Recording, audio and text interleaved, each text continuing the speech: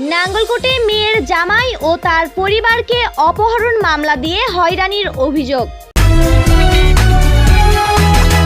দেশ বাংলা নিউজ 24 সময়ের সাথে তারুণ্যের পথে। জেলার নাঙ্গলকোট থানার অভিযোগ করে মেয়ের জামাই, তার মা, ভাই ও বোনদের হয়রানির অভিযোগ উঠেছে উপজেলার মকরবপুর ইউনিয়নের তুলাগাঁও গ্রামের জসিম উদ্দিনের বিরুদ্ধে। ভুক্তভোগীরা হলেন জসিমের মেয়ের জামাতা তুলাগাঁও গ্রামের মৃত হাফেজ জাফরের ছেলে মোহাম্মদ আলী শেখ সাদি রনি, তার বৃদ্ধা মা রাশিদা বেগম, ভাই আমির হামজা, বোন জাহেদা আক্তার রিনা, আকলিমা আক্তার মিনু। মোহাম্মদ আলী শেখ সাদি রনির স্ত্রী ফাতেমা আক্তার বিথি অপহরণ হয়েছে মর্মে থানায় তার পিতা জসিম বাদী হয়ে অভিযোগ করলেও বিথি সাংবাদিকদের দেয়া তার বক্তব্যে স্বামী সহ পরিবারের সদস্যদের বিরুদ্ধে করা তার পিতার মিথ্যা অভিযোগ প্রত্যাহারের দাবি জানান। ফাতেমা আক্তার বিথি স্বামীর সাথে সুখে সংসার করুক, এটা তার পিতা চান না বলেও দাবি করেন তিনি। এ ঘটনার সূত্র ধরে বিথির বাবা জসিম উদ্দিন মিয়াজি জামাতা রনির বাড়িতে বৃহস্পতিবার হামলা করে তাদের ঘর থেকে নগদ টাকা, মোবাইল ফোন লুট করে নিয়ে যাওয়ার অভিযোগ করেন রনির ভাই আমির হামজা। মোহাম্মদ আলী শেখ সাদি রনি বলেন, 2022 সালে বিথির সাথে আমার পরিচয় হয়। আমার নাম্বার নিয়ে যায়, তো ওইখান থেকে নর্ভে ফেসবুকে চ্যাটিং, তারপর আস্তে আস্তে সম্পর্ক তৈরি হয়। 23 সালের নভেম্বরে আমার খুব প্রেশার দেয় নিয়ে আসার জন্য। তখন আমি সোজাসুজি বলে যে আমি নিয়ে আসতে পারবো না, পরে ও জোর করে চলে আসে। তখন আমি ওদের বুঝেই শোনাই, ও চাচার ও বাপের কাছে দিয়ে দিই, তারপর ওরা ওদের নিয়ে যায়। 24 সালের ফেব্রুয়ারিতে ও তাকে বিয়ে ঠিক করে, তখন আমার খুব প্রেশার দেয় নিয়ে আসছি। তখন আমরা বিয়ে করি। বিয়ে করার পর বিষয়টা গোপন থাকে। ঈদের পরে ওর বাপ হয়ে ওর অন্য জায়গায় বিয়ে ঠিক করে, তখন ও আমার বলছে নিয়ে আসতে, আমি নিয়ে আসিনি। দেখা ওর কোন আত্মীয় বাড়িতে চলে গেছে। আমি দোকানে আসছি, ওর বাপে বাহিনী নিয়ে আসছে, আইসা আমাদের বন্ধু করছিল। পরে আমি আসলে কিছু জানতাম না। পরে বিথির কাকা সহ অনেক বুঝাই শুনে বিথিকে রাত্রে 2:30 বাজে নিয়ে আসছি হাইওয়ে থেকে। আয়না বলছে যে আচ্ছা চলো, বিথি যেহেতু তোমার ছাড়া বাড়িতে যেতেছে না, চলো আমরা তোমাদের বিষয়টা কীভাবে সমাধান করা যায় করবো, আমরা তোমাদের দুজনকে মেনে নেব। কথা বলে আমাদেরকে নিয়ে যায়। নেওয়ার পর বিথিরাও প্রচুর মারধর করে, আমারও প্রচুর মারধর করে, মারধরকে বোধে বন্দি করে রাখে। 15-16 দিন ওর সাথে আমার কোনো যোগাযোগ ছিল না। আমি এক প্রকার ওরে বলছি যা হওয়ার হয়ে গেছে, তুমি তোমার মতো থাকো, আমি আমার মতো থাকো। 16 দিন পর 15 আমার সাথে কান্নাকাটি করতেছে, ও সুইসাইড করবে, এই করবে সেই করবে। আমি ওটা নামিয়ে আসলে পরে রাস্তায় আসছে, আইসা আমার নাম্বার থেকে ফোন দিচ্ছে, আমি এখনই যেন যাই ওর লাকসাম থেকে নিয়ে আসি। পরে আমি রাস্তা থেকে বাধ্য হয়ে এক প্রকার ওরে নিয়ে আসছি। আজকে প্রায় 2 মাসের মতো আমরা একসাথেই আছি এবং ভালোই আছি। ওর বাপে কেন করতেছে এগুলো ও জানে। আর অপহরণ করলে তো অবশ্যই আমি ওরে এত বন্দি করে রাখতে পারতাম না। আমির হামজা বলেন, সাহেব ওনার বড় মেয়ে ফাতেমা আক্তার বিথি গত ফেব্রুয়ারির 10 তারিখে আমার ছোটো ভাই বিয়ে করছে। তো বিষয়টা আমরা জানতাম না।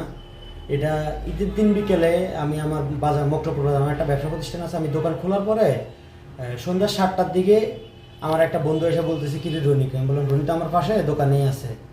এরপরে দেখলাম জসিম ভাই আমার দোকানের সামনে দাঁড়ানো, উনি এখানে কান্নাকাটি করতেছে। বিভিন্ন লোক টোক ওনার বাড়ি থেকে অনেকগুলো ফলাফল আসছে, সবার হাতে রড, হকি স্টিক। জিজ্ঞেস করলাম কী হয়েছে, বললো যে রনি মেয়ে নিয়ে ভাগছে।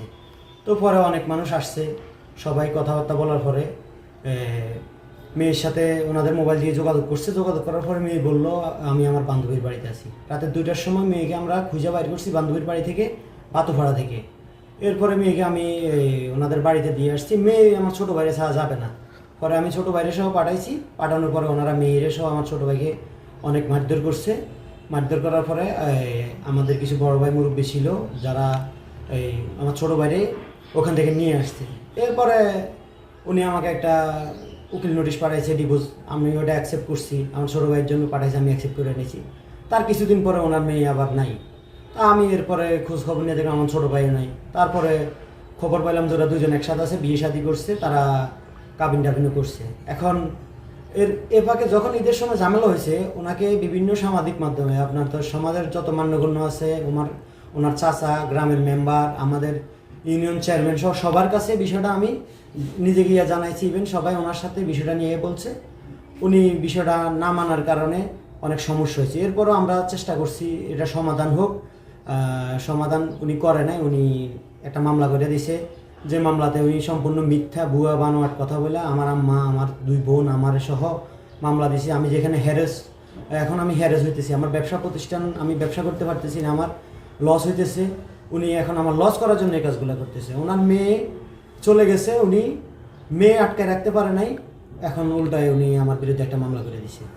উনি মামলা আসামি করছে, উনি একান্ত ভালো জানে, কারণ আমার আম্মা, আমার বোনরা এখনও এই বিষয়টা মানে না যে রনি কেন বিয়ে করছে। রনির তো আমরা এখানে বিয়ে করানোর ওনাদের চিন্তা ভাবনা নেই, কেউই মানে না। তো আমি যেহেতু বড় ভাই, আমার কাছে বিষয়টা আসছে, আমি বলছি ঠিক আছে, যদি মুরব্বীরা এটা সমাধান করে ফেলে তাহলে তো সমাধান হয়ে যাবে, আর নাইলে ওদের বিষয় ওরা ভালো জানে, আমি এত কিছু জানি না। আমি এই ব্যাপারে প্রশাসনের কাছে সর্বোচ্চ সহযোগিতা চাই। আমরা বিষয়টা, আমি যেহেতু ঈদের দিন রাতে 3টার সময় জানছি ঝামেলা শেষ হওয়ার পরে, এখন মামলা করছে। তো আমি আমার আইনের প্রতি শ্রদ্ধা রেখে বলতেছি, আপনারা আমাদেরকে একটু মানবিক দিক বিবেচনা করে, আমরা যেহেতু কোনো ঝামেলায় না পড়ি, আমরা যেহেতু বিষয়টা জানি না, উনি আমাদেরকে মিথ্যে সম্পূর্ণ বানোয়াটভাবে একটা মামলা দিয়ে দিছে। আর এই ওনার মেয়ে হচ্ছে বৃহস্পতিবারের রাতে চলে গেছে আমার ছোটো ভাইয়ের সাথে, এই বৃহস্পতিবার বিকেলে। উনি বৃহস্পতিবার রাতে আমার বাড়িতে হামলা দিয়ে আমার এখান থেকে প্রায়, আমার বিকাশের ব্যবসার টাকা ছিল 1,65,000 টাকা, দোকানে ছিল খুচরা 2,000 টাকা, আর আমার 2-3টা মোবাইল নিয়ে গেছে। মোবাইলগুলো বিদেশ থেকে আসা, যার কারণে আমি এই অভিযোগ করতে পারিনি। বিদেশ থেকে মোবাইল দিলে তো এগুলোর বক্স থাকে না, যার কারণে আমি থানায় জানাইতে পারিনি। আমার গ্রামবাসী সবাই জানে আমার টাকা পয়সা হয়ে গেছে, উনি লোক দিয়ে এগুলো করাই আমার টাকা পয়সাগুলো নিয়ে গেছে। ফাতেমা আক্তার বিথি বলেন, 2022 সাল থেকে আমার পক্ষ থেকে আমাদের রিলেশনটা শুরু হয়। 2023 সালের নভেম্বর মাসে আমার ফ্যামিলি আমার বিয়ের কথা বললে তখন আমি রনির কাছে চলে আসি।